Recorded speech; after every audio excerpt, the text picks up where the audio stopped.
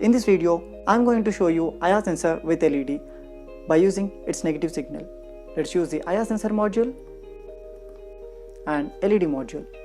For IR sensor, we are connecting VCC to the power supply,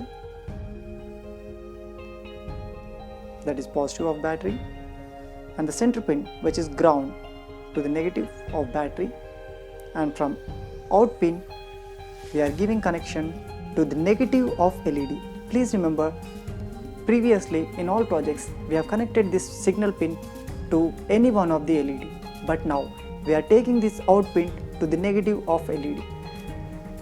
From positive or from any one of the LED, we are giving that to positive signal or battery. Now LED is not turned on, it means it is taking negative signal. So if there is any obstacle, then LED will turn on.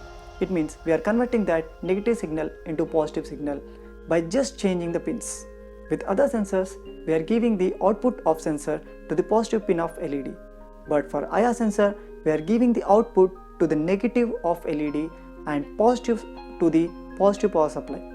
With this, we are going to change the negative signal of IR sensor as a positive signal to the output.